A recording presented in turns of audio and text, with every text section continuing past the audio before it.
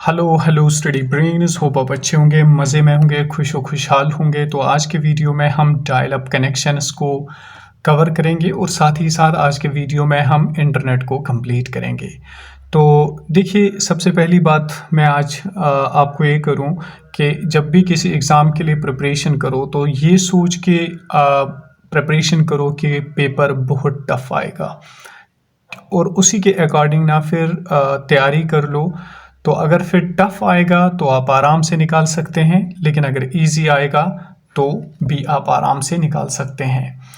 तो इसलिए प्रिपरेशन इसी अंदाज में होनी चाहिए कि हमें अच्छी तरह से चीज़ों को सिलेबस के मुताबिक और थोड़ा सा सिलेबस के बाहर भी चीज़ों को देखना पड़ेगा, लेकिन पीएचडी नहीं करनी है, सिंपल रखना है चीज़ों को और चीज़ों को याद रखने की और क्रैम करने की कोशिश ज़्यादा से ज़्यादा करनी चाहिए, क्योंकि जेके एसएसबी डायरेक्ट क्वेश्चंस भी पूछता है।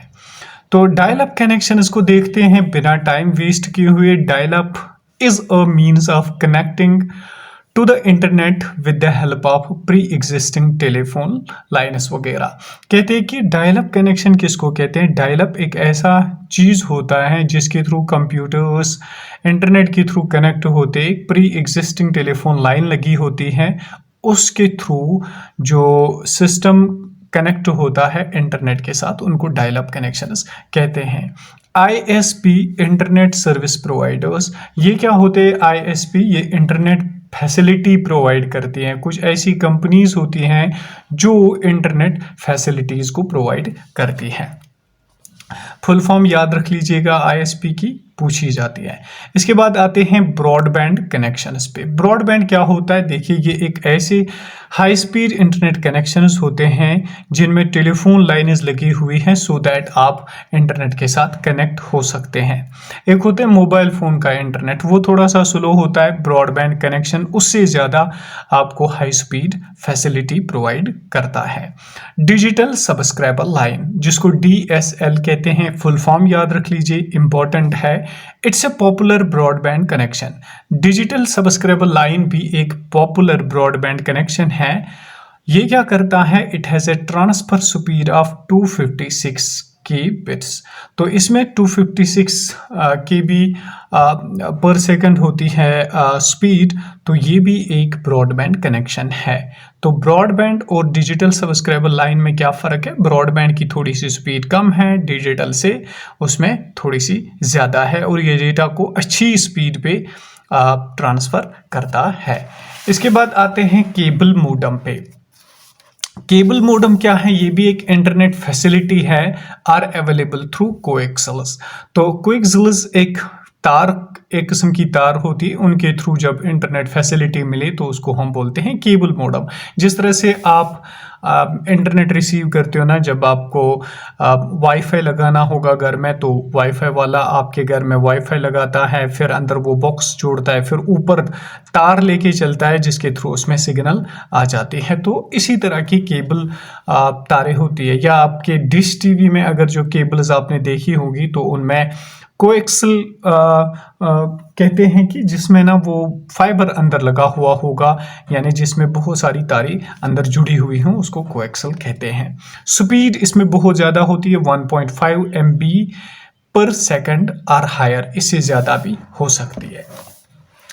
वायरलेस कनेक्शंस को अब देखते हैं। नंबर 2 पे वायरलेस कनेक्शंस को देखते हैं। कुछ इंपॉर्टेंट वायरलेस कनेक्शन कौन कौन सा है? नंबर 1 है वायरलेस फिडिलिटी, जिसको वाईफाई कहते हैं। देखिए, वाईफाई क्या करता है? वाईफाई भी आपको इंटरनेट एक्सेस देता है, यानी इसके थ्रू भी आप डेटा को यूज़ कर सकते हैं। It is used to transfer data over radio frequency. तो वाईफाई में अगर क्वेश्चन पूछे कि कौन सी डेटा किसके थ्रू ट्रांसफ़र किया जाता है, तो रेडियो फ्रीक्वेंसीज के थ्रू। नंबर 1 हो गया वायरलेस कनेक्शन वाईफाई, जिसकी फुल फॉर्म इंपॉर्टेंट है वायरलेस फिडिलिटी। नंबर 2 पे आता है WiMAX. WiMAX world wide interoperability for microwave access. इसकी एग्जाम फुल फॉर्म भी याद रख लीजिए, ये भी पूछी जाती है कि इसकी एग्जाम्पल क्या है। World wide interoperability for microwave access. It was organised by WiMAX in 2001 में वाईमैक्स ने इसको बनाया था। It is much higher speed than WiFi. अब फर्क क्या है वाईफाई और वाईमैक्स में? वाईफाई में बहुत ज़्यादा स्पीड है and for longer distance and more users. देखिए, अगर आप वाईफाई में 5 बंदे जुड़ सकते हैं तो जो वाईमैक्स है इसमें इससे ज़्यादा जुड़ सकते हैं, 50, 20, 30 या इसी तरह से इसकी लॉन्गर डिस्टेंस है। अगर वाईफाई आपको 15 मीटर की डिस्टेंस पे देता है इंटरनेट एक्सेस, लेकिन वाईमैक्स जो है ये आपको ज़्यादा से ज़्यादा देगा, इसे ज़्यादा देगा। ठीक है, तो इसके बाद आते हैं प्रोटोकॉल्स पे। प्रोटोकॉल क्या है? देखिए, प्रोटोकॉल है 2 इंपॉर्टेंट प्रोटोकॉल्स है, टीसीपी एंड आईपी, जिसकी फुल फॉर्म इंपॉर्टेंट है, इसको भी याद रख लीजिए। Transmission control protocol, internet protocol.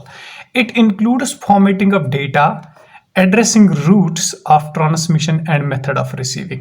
इनके थ्रू क्या करता है, ये डेटा को ट्रांसफर भी करते हो, डेटा को रिसीव वगैरह भी करते हैं, और यानी डेटा को ये रूट्स के थ्रू ट्रांसमिशन करते हैं कि आपको कहाँ जाना है, कैसे जाना है, यही प्रोटोकॉल्स करते हैं।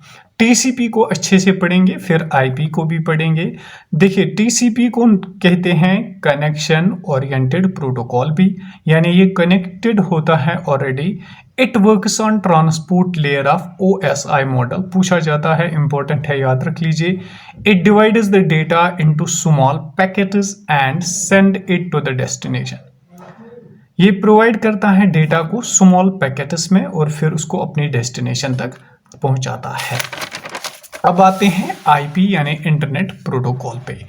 इंटरनेट प्रोटोकॉल क्या है? It is a connectionless protocol. वो तो कनेक्टेड था, ओरिएंटेड था, ये कनेक्शनलेस प्रोटोकॉल होता है। It transmits the data in form of packets. ये भी डेटा को ट्रांसमिट करता है, किसमें? In the form of packets में। It ensures no guarantee of successfully transmission of data. Internet protocol जो होता है ये मतलब गारंटी नहीं देता है कि ये डेटा को सक्सेसफुली ट्रांसफर कर पाए, लेकिन टीसीपी जो है वो सक्सेसफुली डेटा को ट्रांसफर करता है। अब आते हैं आईपी एड्रेस। आईपी एड्रेस क्या है? देखिए, every computer connected to the internet has a special digital address for special identification known as IP address. IP address क्या होता है? जो भी कंप्यूटर होता है ना, हर किसी कंप्यूटर का अपना एक एड्रेस होता है, एक स्पेशल एड्रेस होता है जिसको हम आईपी एड्रेस कहते हैं, और ये आईपी एड्रेस किसी कंप्यूटर के साथ नहीं मिलता है आपस में, यानी ये यूनिक होता है। इसको कहते हैं इंटरनेट प्रोटोकॉल एड्रेस। इसके बाद आते हैं 2 टाइप्स ऑफ एड्रेसेस को पढ़ेंगे। नंबर 1 है IPv4, जिसको हम इंटरनेट प्रोटोकॉल वर्जन 4 कहते हैं, एंड नंबर 2 है IPv6, जिसको हम इंटरनेट प्रोटोकॉल वर्जन 6 कहते हैं। पहले हम IPv4 को देखेंगे। मोस्ट यूज्ड प्रोटोकॉल इन 1970, यानी मोस्ट यूज्ड प्रोटोकॉल IPv4 है। इसको बनाया गया था 1970 में। मैंने शॉर्ट नोट्स इसलिए बनाए, लंबे लंबे नोट्स पढ़ना एक स्टूडेंट के लिए बहुत ज़्यादा डिफ़िकल्ट होता है। लेक्चर को अच्छे से सुनिए, फिर उसके बाद खुद पढ़ लीजिए इन नोट्स को। It is of 32 bits. ये होता है 32 बिट्स का। IPv4 consists of 4 groups of digits from 0 to 255। कहते हैं कि IPv4 जो वर्जन होता है ना, ये होता है 4 groups of digits from 0 to 255। इसमें डिजिट्स होते हैं और 4 ग्रुप्स का होता है। It is separated by dot. इसको सेपरेट किया जाता है किसके थ्रू? डॉट के थ्रू। जिस तरह से यहाँ पे मैंने एग्जांपल लिखी 173.225.0.14। अब अगर आपसे क्वेश्चन दिया जाएगा कि इनमें से कौन आईपी एड्रेस IPv4 एड्रेस नहीं है, तो आपको समझ आना चाहिए, आपको पता होना चाहिए। फॉर एग्जांपल, जो भी आपको दिए जाएंगे डिजिट 0 to 255, तो वो वाला होगा आईपी एड्रेस। लेकिन अगर आपको इस तरह से एग्जांपल दी गई, फिर उस एग्जांपल में लिखा गया 256, तो एक जगह पे 256 लिखा गया तो समझ लेना कि वो आईपी एड्रेस नहीं है। क्यों? क्योंकि इसमें 0 to 255 ही डिजिट्स होते हैं। आई होप आपको क्लियर हुई होगी ये बात। अब आते हैं IPv6 वर्जन पे, इंटरनेट प्रोटोकॉल वर्जन 6। इसको डेवलप किया गया 1991 में। It's of 128 bits. ऊपर वाला था 32 बिट्स और ये है IPv6 जो है 128 बिट्स का। IPv6 consist of 8 groups. इसमें 8 ग्रुप्स होते हैं। उसमें 4 ही ग्रुप थे, 1 2 3 4, लेकिन इसमें 8 ग्रुप्स होते हैं। और 4 hexadecimal numbers separated by colon. एक तो इसमें 8 ग्रुप्स होते हैं, यानी 1 2 3 4 5 6 7 8, और दूसरा इसमें हेक्साडेसिमल नंबर्स होते हैं। हेक्साडेसिमल नंबर्स को हम आगे जब हम बाइनरी को पढ़ेंगे तब अच्छे से पढ़ेंगे, फिलहाल आप इतना याद रख लीजिए। और इसको सेपरेट किया गया है कोलन के साथ, यानी डबल डॉट इसमें लगा हुआ होता है। तो इसकी एग्जाम्पल्स पूछी जाती है कि which one of among is not an correct IP address. तो इस बात का आप ख्याल रख लीजिए। और अगर यहाँ पे कुछ दिक्कत रहे तो मैं वन लाइनर्स भी लाऊंगा, और वन लाइनर्स में आपको इससे मजीद क्लैरिटी इन चीज़ों की मिलेगी। इसके बाद आते हैं FTP पे। FTP file transfer protocol. ये क्या होता है? ये ट्रांसफर करता है files between two computers through internet. यानी मिसाल के तौर पे मैंने अभी YouTube पे अपलोड किया, कोई फाइल मैंने गूगल पे अपलोड किया, आप इसको अपने कंप्यूटर में डाउनलोड करोगे तो वो काम कौन करता है? मैंने उस पर शेयर किया, मैंने उसको अपलोड किया, आप उसको डाउनलोड करोगे तो वो फाइल ट्रांसफर प्रोटोकॉल करता है। यूजर कैन अपलोड और download files on and from internet. User क्या कर सकता है? वो अपलोड भी कर सकता है फाइल ट्रांसफर प्रोटोकॉल के थ्रू, और डाउनलोड भी कर सकता है। कुछ एग्जांपल्स है FTP सॉफ्टवेयर, फाइलजीला, GFTP। अब आते हैं वॉइस ओवर इंटरनेट प्रोटोकॉल, जिसको हम VoIP कहते हैं। फुल फॉर्म को याद रख लीजिए, पूछी जाती है। Also known as IP technology, broadband phone, digital phone. VoIP provides phone services. ये क्या देती है? ये फोन सर्विसेज देती है इंटरनेट पे। यानी फॉर एग्जांपल आपने व्हाट्सएप कॉल की, आपने कोई और कॉल की, आपने ईमो पे कॉल की, उसको हम वॉइस ओवर इंटरनेट प्रोटोकॉल कहते हैं, यानी इंटरनेट के थ्रू वॉइस करना, कॉल करना। टेलनेट क्या होता है? टेलनेट बहुत इंपॉर्टेंट है, बहुत बार एग्जाम में पूछा गया। तो this protocol facilitates remote login. मतलब आपका कोई कंप्यूटर है, आपने उसमें अपना पासवर्ड और यूज़र नेम रखा हुआ है और फिर अंदर डेटा रखा हुआ है, लेकिन आप अभी गए फॉर एग्जांपल कहीं पे और अब आपको यूज़र नेम भी आपको पता है और पासवर्ड भी याद है, तो वहाँ आप किसी दूसरे के कंप्यूटर में भी इसको इस्तेमाल कर सकते हैं टेलनेट यूज़ करके। यानी टेलनेट को रिमोट लॉगिन भी कहते हैं। फॉर एग्जांपल मैं टेलनेट को इस तरह से आपको समझाऊँ।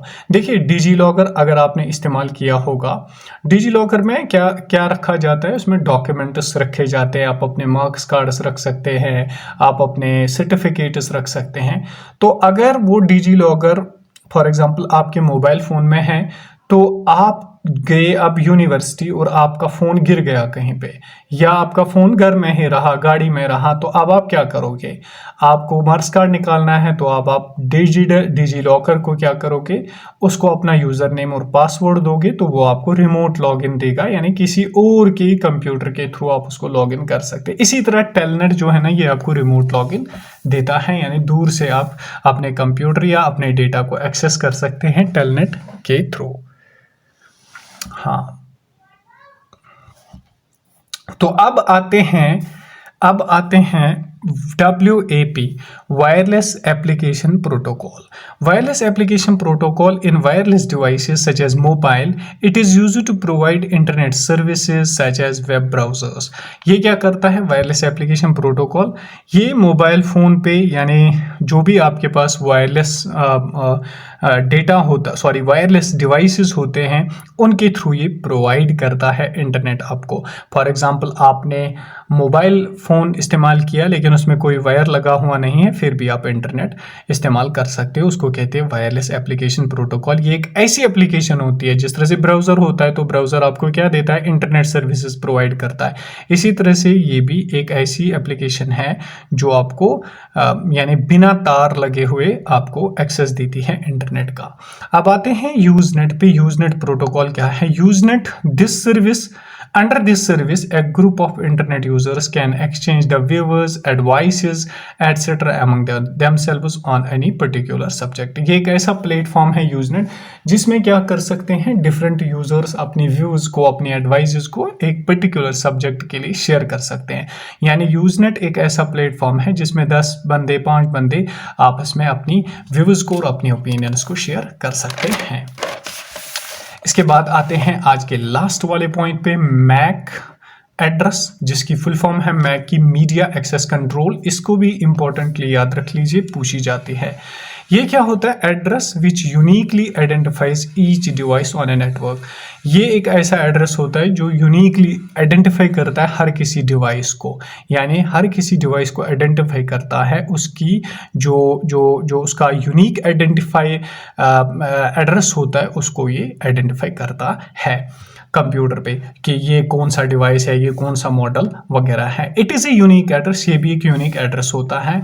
Also known as physical address, hardware address और बर्नड इन एड्रेस। देखिए कंप्यूटर पे, हर किसी कंप्यूटर पे एक एड्रेस लगा होता है, एक कोड लगा होता है, एक IMI कोड लगा होता है। तो उसी को मीडिया एक्सेस कंट्रोल क्या करता है, सर्च करके उसको पहचान लेता है कि ये एक इस कंप्यूटर का कोड है। It's 48 bits. ये क्या होते हैं, ये दो 48 बिट्स का होता है मैक एड्रेस, और 12 डिजिट्स का होता है। इसको भी याद रख लीजिए। 12 डिजिट्स कैसे? 00 AO CA 14 C8 35। तो इसमें 6 हैं प्रीफिक्स और 6 है सुफिक्स। आई होप आपको मीडिया एक्सेस कंट्रोल भी समझ आया होगा। तो ये इम्पॉर्टेंट चीज़ें थी कंप्यूटर के बारे में, इंटरनेट के बारे में। तो इन चीज़ों को आप याद कर लीजिए, इन चीज़ों को बार बार रिवीजन कीजिए, MCQs कीजिए, और MCQs के साथ साथ वन लाइनर्स पे बहुत ज़्यादा जोर दीजिए ताकि आपको याद करने में कोई प्रॉब्लम ना हो जाए। इसके बाद कंप्यूटर के बाद मैं जम्मू एंड कश्मीर GK यानी ज्योग्राफी, हिस्ट्री वगैरह को भी शुरू करूँगा इसी तरह से हैंड रिटन नोट्स के थ्रू। अगर आपको लेक्चर्स पसंद आए होंगे तो शेयर बटन पे ज़रूर क्लिक कीजिए और दूसरों तक भी ये वीडियोस पहुंचाइए। Thank you so much. Stay blessed, stay happy.